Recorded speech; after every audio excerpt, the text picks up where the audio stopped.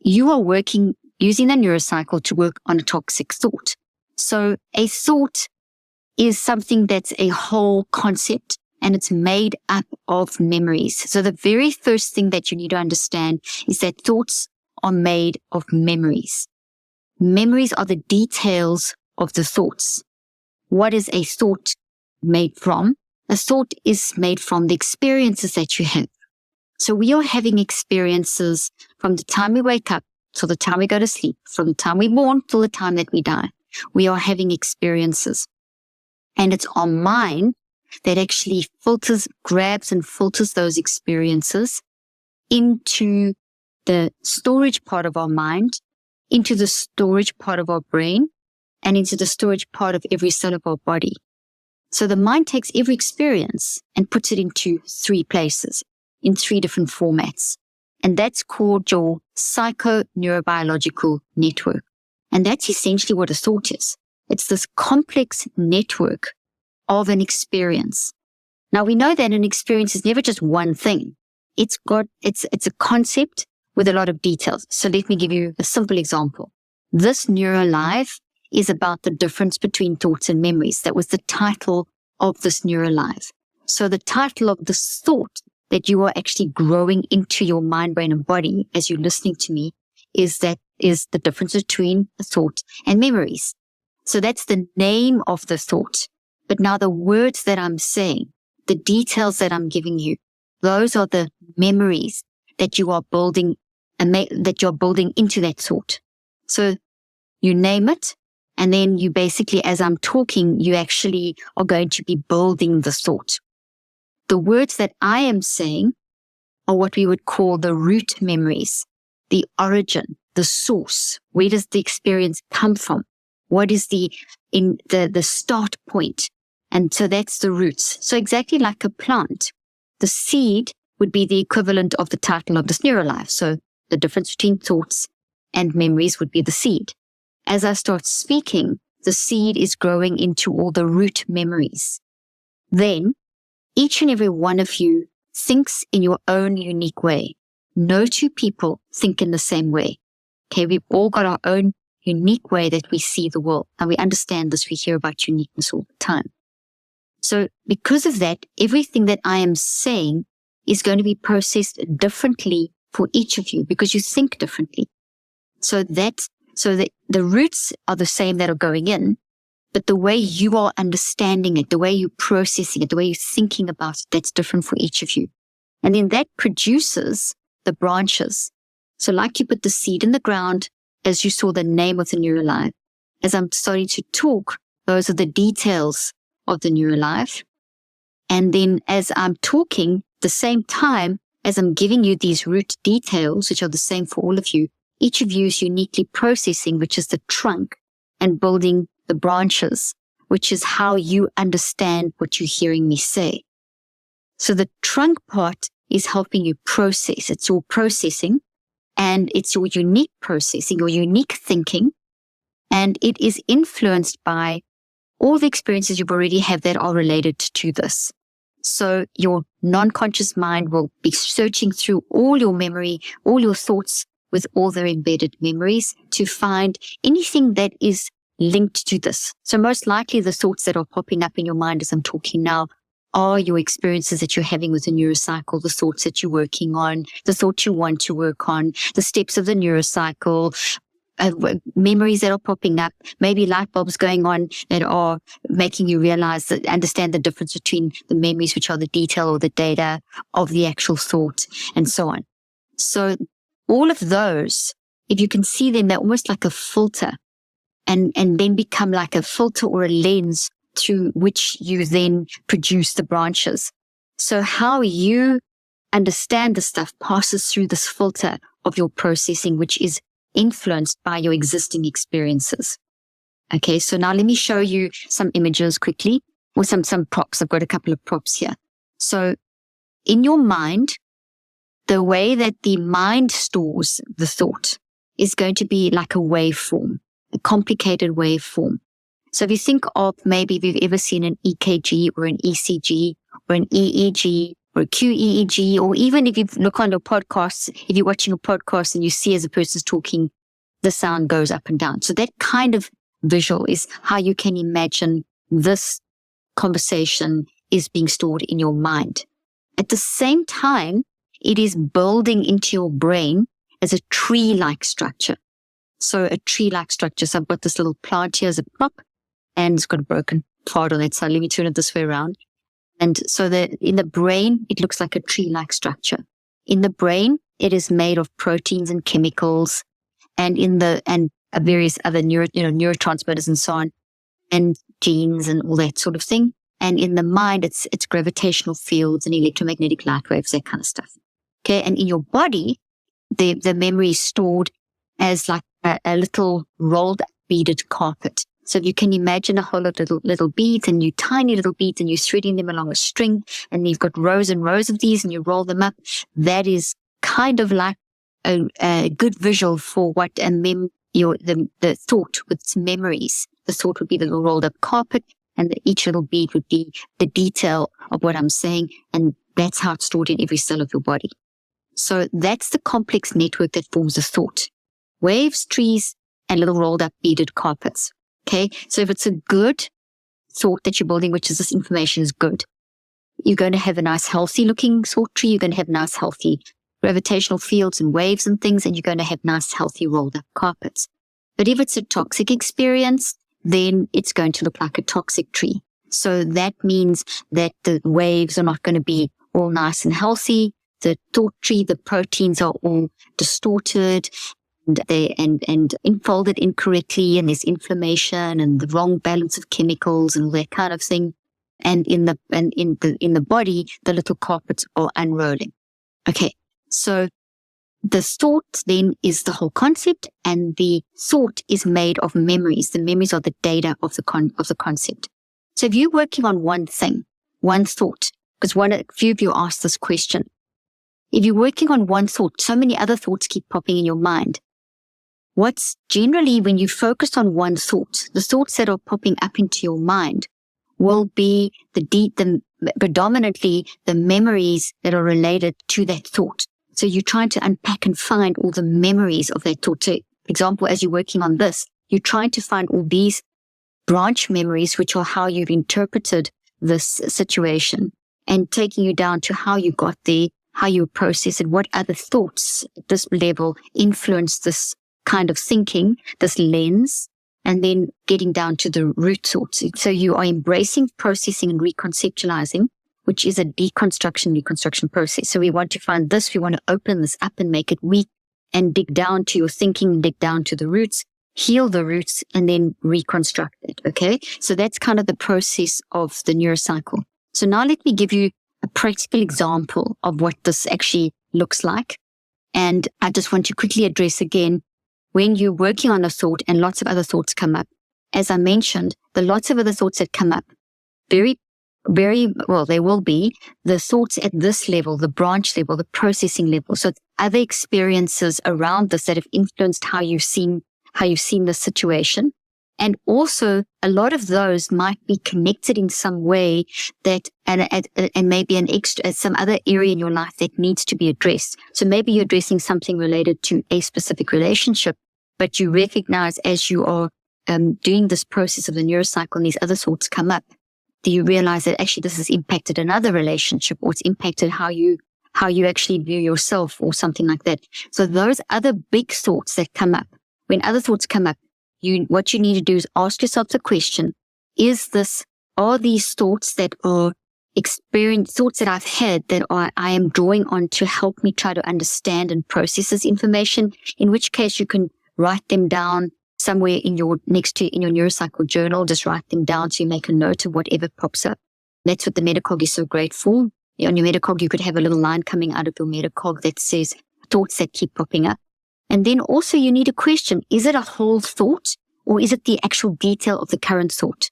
So it takes a little bit of practice to distinguish between whether it's memories and then whether it's the memories that are the details of how you're functioning in the current context of the thought, or if it's the taking you down to the details of the source or the origin of why you're showing up in the way that you are.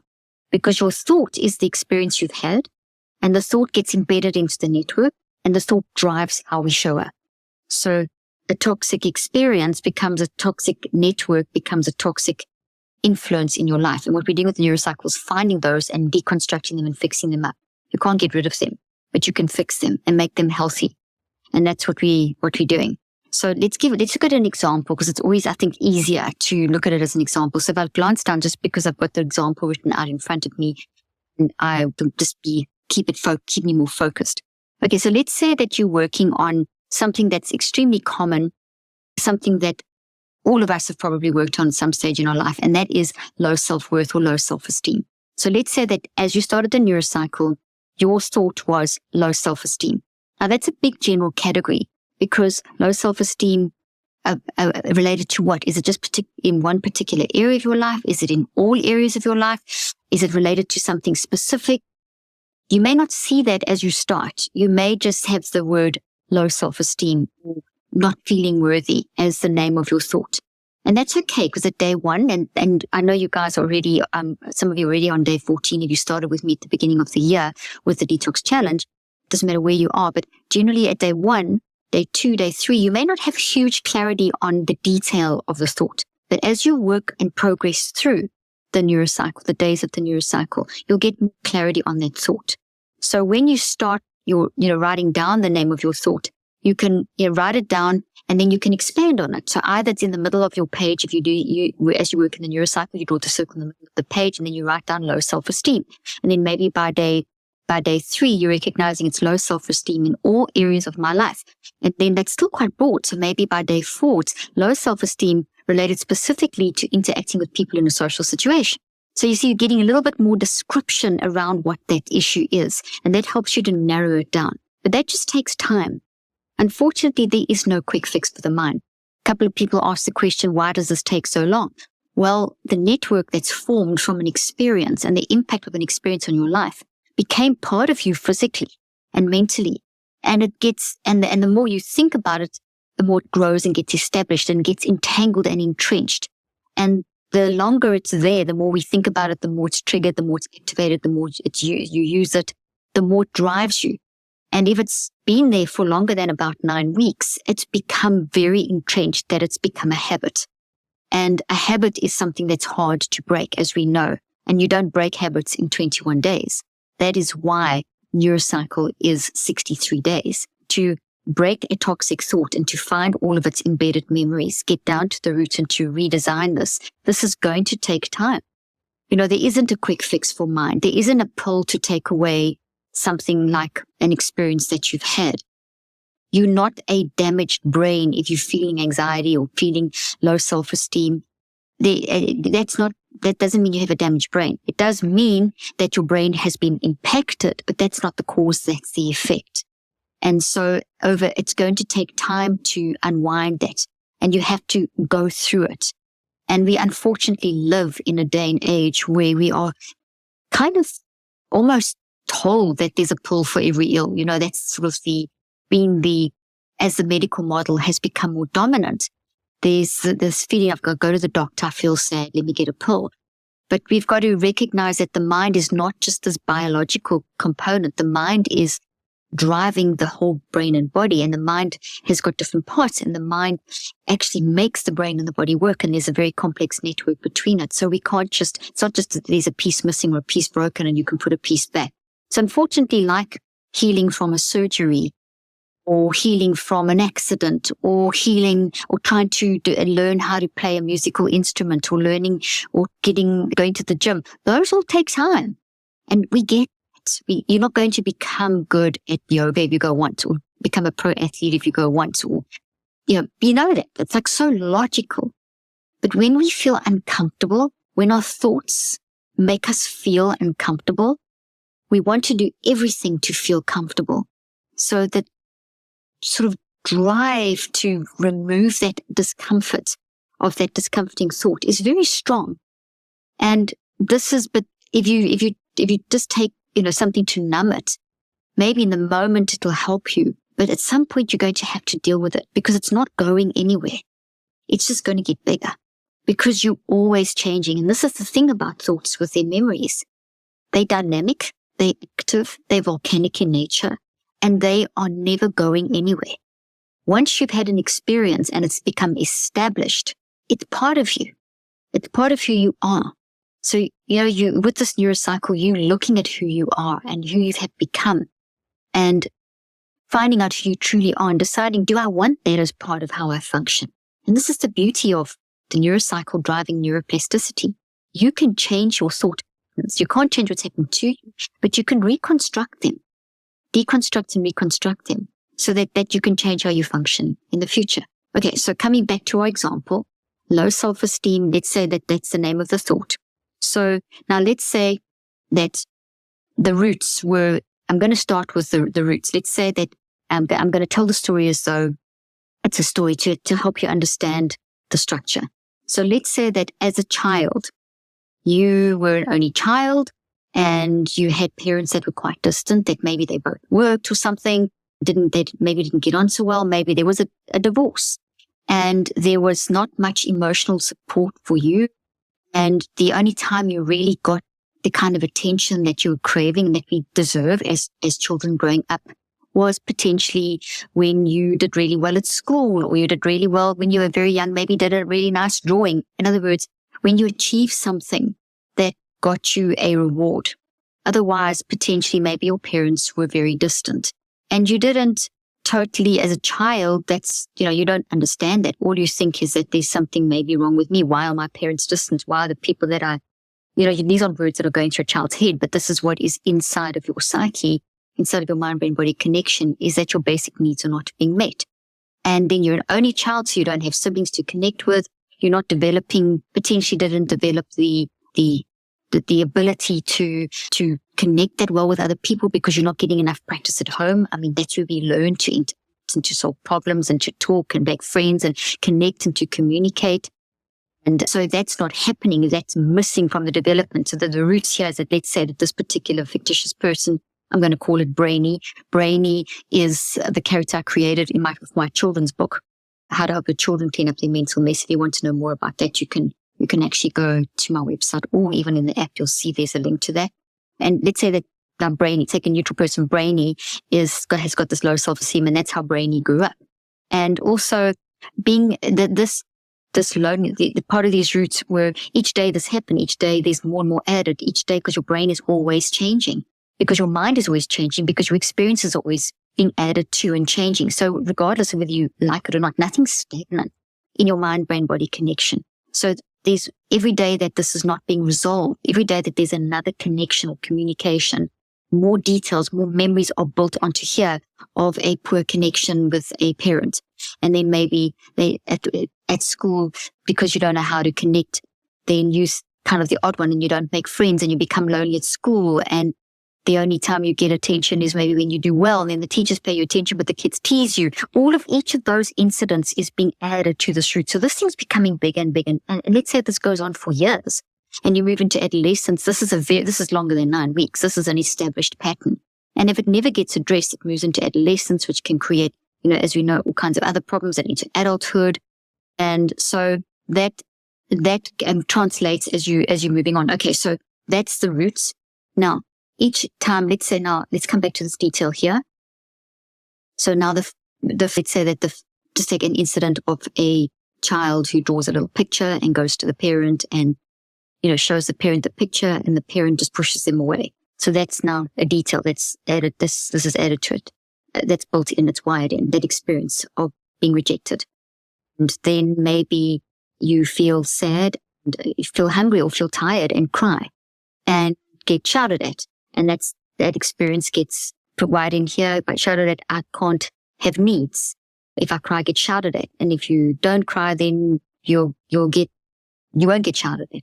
And so these experiences happen. Now that thinking of, if I don't cry, I won't get shouted at. If I don't meet my needs, I won't get shouted at. So this over here is the part that's processing. So it's interpreting.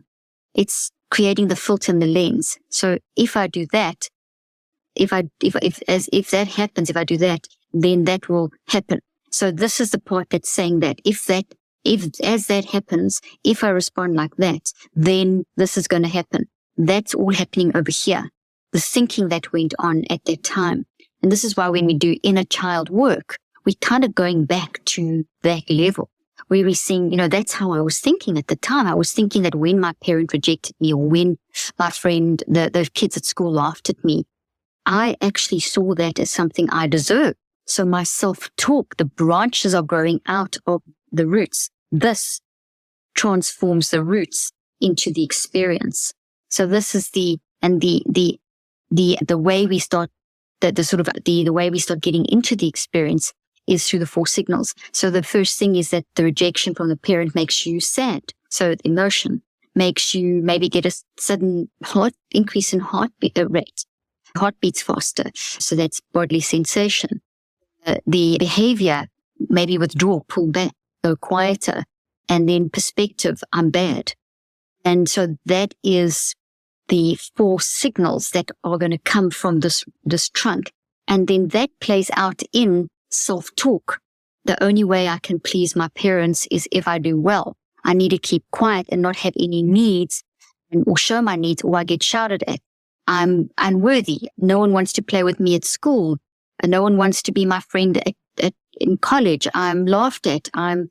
My work colleagues don't want to go out with me because I don't know how to talk to them because I act weird. So those are all so underneath the 4 signals, these branches, these memories here are all the ways that this is playing out in your mind and therefore showing up in your life.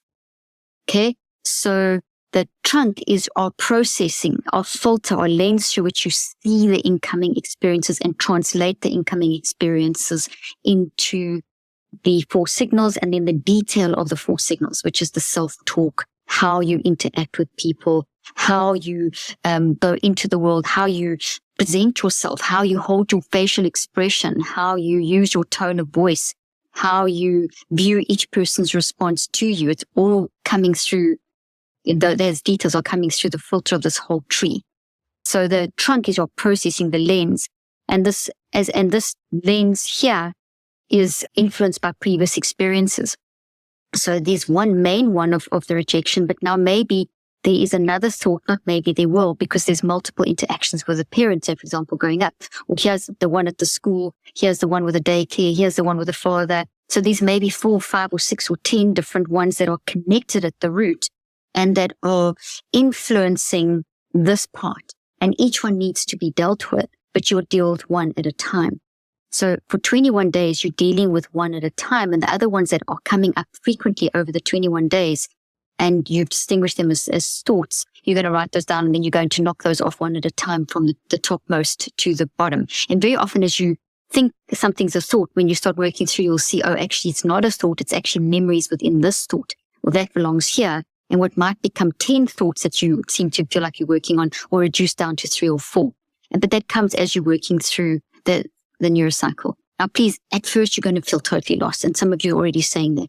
And it's okay, because whatever you're doing is helping you. Just the mere fact that you are gathering awareness of your emotional and physical and bodily sense and behavioral and perspective warning signals is already doing a great job. The fact that you're doing the brain preparation, the fact that you're trying to metacog, the fact that you're trying to make sense with the recheck and trying to get some sort of action.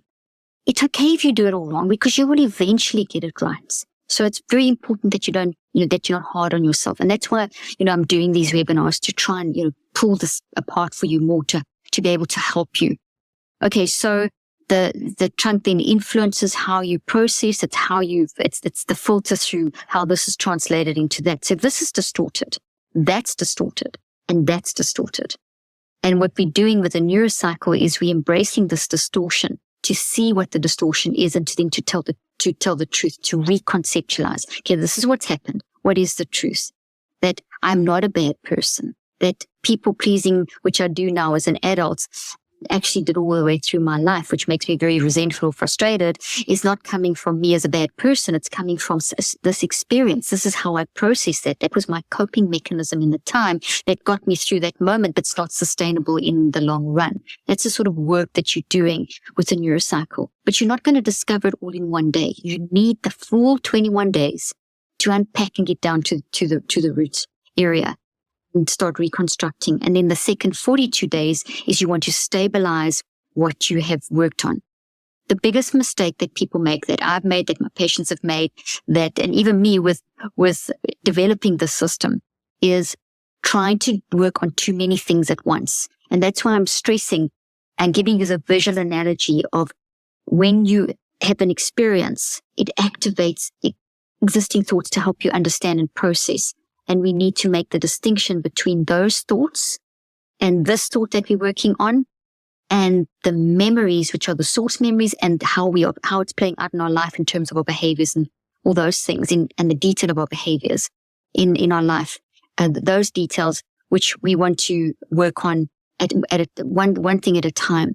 So if you're trying to work on, let's say you start maybe working, if this is something related to you and you see your self-esteem is related to childhood, maybe the first thought you're working on is your relationship with your mother.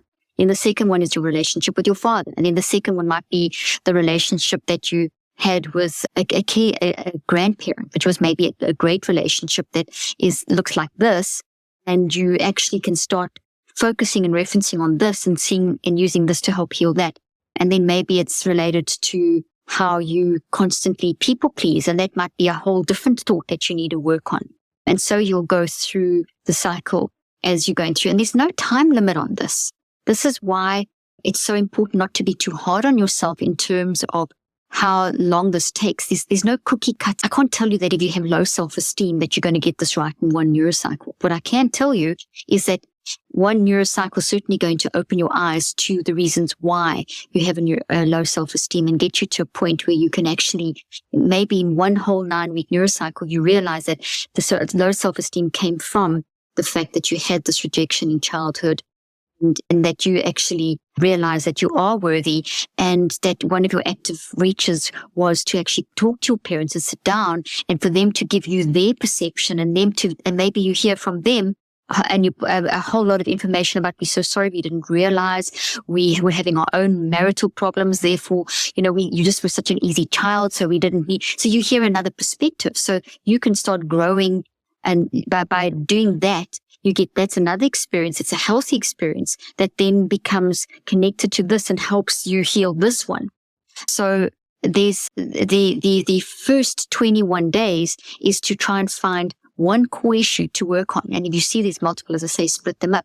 And then when you get to the end of the 21 days, you may just have, all you may have realized when you realize the rejection thing, like I've described, but maybe you realize that all you're going to have to get right first is that you actually are worthy of love. That may be the first thing that you just need to spend time on, that you know the reason now. You can see it comes from childhood. You can see the self-esteem issues, and you know there's a bunch of other stuff and you're going to work on them. But for now, for the next 42 days, you are going to build into your brain. You're going to stabilize. You're going to automatize and get yourself to actually believe that you are worthy. Because just saying you're worthy 20 times over is not going to do the trick.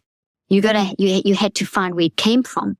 And then you have to actually build that into your networks. And that's what the second 42 days are for. You're building each day as you have an active reach statement, as you move into the second 42 days, those memories within that active reach statement, and that active reach statement is also a memory made of more memories. Those are getting stronger and stronger and stronger. So this is getting weaker and weaker and weaker, and this is getting stronger and stronger and stronger. And eventually that's tiny. I'm trying to get it so that you can see just a teeny part of it. Let me make it even lower. You see it's just peeking out. So now this big green thing is now, I am worthy. I'm worthy of love. I'm worthy of relationships. I'm worthy of having work colleagues invite me out for a drink, and I'm worthy of having a partner, and I'm worthy of being listened to, and I'm worthy of saying no when someone wants to do something with me. And this little part poking its head up just a teeny bit, even there's still too much there, is the part that told you that you were unworthy and unworthy, and because of the rejection But that's not who you are now. That was the reason that you're showing up like that, but now it's weak. So you remember what it was, but it's no longer driving you. This is driving you. But if you don't work on the thought and grow the strength of that thought and the memories embedded within that thought, the good one, the healthy one, over the next 42 days, it's in one tree and it's at day 21, you've got them equal. So if I stop here, danger zone, with working on my thoughts with their embedded memories, I'm going to revert back. You are going to fall back and you're going to get very frustrated. And that's what happens so much in people, reaching out for help and that kind of thing, is that they feel so mad. I'm so useless. I can't even get this right. You can get it right. What generally people don't understand is that if you stop it around day 21, anywhere from 18 to sort of 30 days in that range, okay, it's around the sort of 21 is the middle of the mark, you are going to have a massive dip soon after. And what that dip means is that this thing gets weaker and weaker and weaker. And unfortunately, this is what happens. This becomes strong again. And I see this part over here is now, I remember that I actually almost got it right, but look where I am again. So I'm not worthy. So we've got to be aware of that. And that's why I'm so hot on these 63 days. Okay. So quick summary. Thoughts are the concept, the experience. The experience is represented as a thought. An experience becomes a thought stored in your mind, brain, and body. Mind as waves, brain as trees, body as these little rolled up carpets. This is a healthy thought. That's an unhealthy thought. The thought is made of memories. So the memories are the details of the experience. The memories are all the things I'm saying now. The memories are all the ways you reacted and the source of what happened. Okay. And so the memories are inside the thought tree. As you do the neurocycle, those memories are going to be activated. So there's a lot of stuff that's going to go through your head. And that's where you go through that 5-step process. And the metacog's a great place to capture all these things that are all over the place. That's what it is. It's a mind dump. And it's a great place to capture all that stuff. And then the recheck is to sort that out. And very often you'll say, oh, okay, this is memories inside this thought. That's another thought. I'll work on that later. Those are the sorts of things that you can look for, those kinds of patterns you can look for as you're doing the metacog.